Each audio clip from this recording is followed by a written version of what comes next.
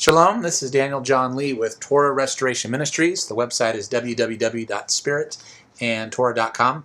So I've been getting some very rude emails and messages over YouTube from a man who wanted to challenge me to a debate. I decided to just delete his emails and ignore him because he's a blowhard.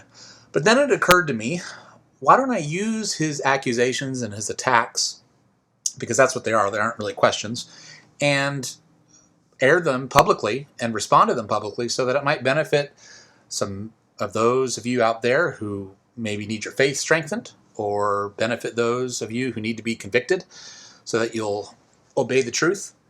So I thought I would use this for good. He wants to, first of all, make the basic contention that the law of Jesus, the commandments that Jesus, Yahshua, taught are different from the law of Moses. Okay, we're going to make this very, very simple.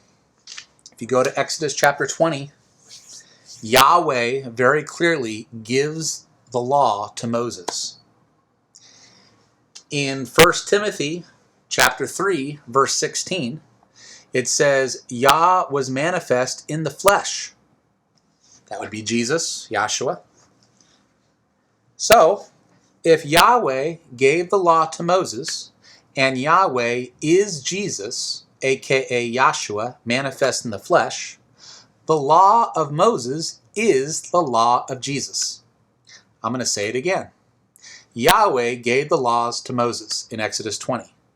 1 Timothy 3:16 says, God was manifest in the flesh. That would be Jesus, Yahshua. Therefore, since Yah gave the law to Moses, and Yah is Jesus, manifest in the flesh, Jesus gave the law to Moses. Therefore, the law of Moses is the law of Jesus. It's very simple. The truth always is. So then the misnomer comes in, well, what about Acts 15, where, the Pharisees were trying to impose the quote-unquote circumcision of Moses, and Paul ardently opposed this. Yahshua, Jesus, opposed many of the things the Pharisees were teaching as well in the Gospels.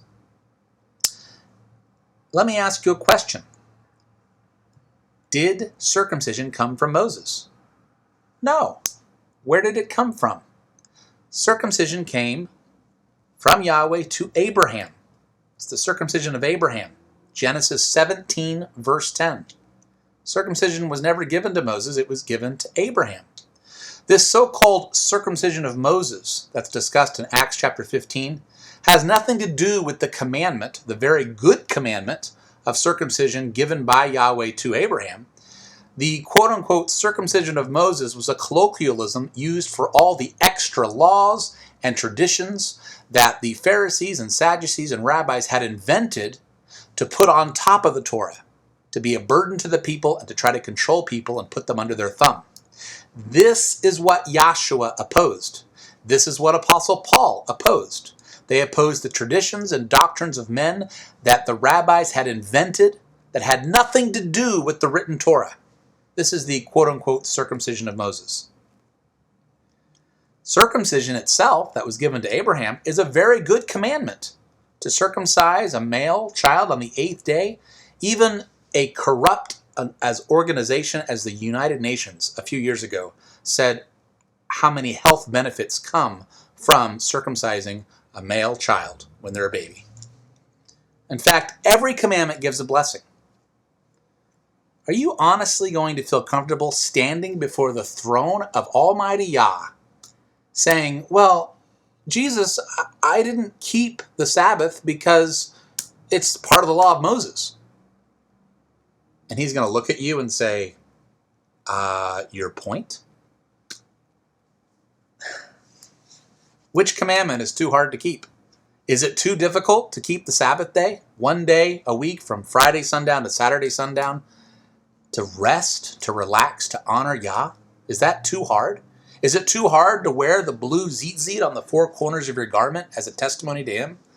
Is it too difficult to eat kosher, to eat a healthy diet? Is it too hard and too much of a burden to love your neighbors yourself, to love Yah with all your heart? Is it too difficult to wear clothing that is 100% kosher? Is this too hard? What commandment is too difficult and too hard to do? Every commandment brings a blessing. See, and this betrays the wicked heart of this false accuser that came against me in email. It's not a got to do, have to do. It's a get to do. I get to do. I have the honor and privilege of keeping Shabbat. I have the honor and privilege of loving my neighbor as myself. I have the honor and privilege of giving 10% of my income to the poor and the widows and the orphans. I have the honor and the privilege. I get to do this to honor Yah. See, if you're looking at Torah as just a bunch of rules, a bunch of hoops that you have to jump through, you're looking at Torah all wrong. That is not how it's supposed to be kept. Torah was always meant to be kept with the motive of wanting to please Yahshua. Says, the letter kills, but the Spirit brings to life. Through Moses came the law, through Yahshua came grace. This does not mean the law and Jesus are opposed. It means that the Torah has always, is, and always will be a system of commandments to keep with the motive of wanting to put a smile on Jesus' face. That is the only motive that should guide one to keep the commandments. He tries to say that, oh, so you're saying, John Wesley and Paul Bunyan and all these great Christians of the past, they're all going to hell because they didn't keep Torah. Well, obviously he has not read the positions that I have on my website. And by the way, anyone who wants to send me emails or contact me and attack me, it would behoove you to go to my website and read my positions first before just blindly making attacks. Okay, it makes you look very, very bad. You go to my website, spiritandtorah.com, you scroll down, there's a section called Torah, click on Torah, and there's an article called What About Christians Who Don't Keep Torah? It's right there, and you can read all about it. I won't read the whole article there, but you can read it and you'll know my position. Obviously, I don't think John Wesley went to hell. I quote John Wesley because he has a very good quote that supports keeping Torah. But you can read that article for yourself. It's right there on the website, and you'll know what my position is on that. It's very, very clear and very, very simple. The truth always is, you keep Torah out of a love for Yahshua.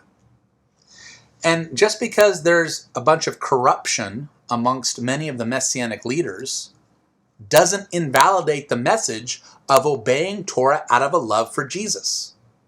He tries to make this point as well, that there's all this corruption in the Messianic movement. I don't care how much corruption is in the Messianic movement. The fact is, a true believer will keep the commandments of Yahshua HaMashiach. So again, anyone that wants to send me emails or messages trying to say, oh, Daniel, you shouldn't be teaching this is heretical, this is wrong. No. To keep the commandments, to obey the laws given by the Messiah, whether they were given to Moses, whether they were reaffirmed in the Gospels, whether they were again written about by Apostle Paul, that is the true gospel. And to quote Apostle Paul and put it into the modern vernacular, the gospel is foolishness to these modern day Christians and a stumbling block to the modern day Jews. Because the true gospel is what I am teaching. Anything else is heresy. This is Daniel John Lee with Torah Restoration Ministries, www.spiritandtorah.com. Shalom.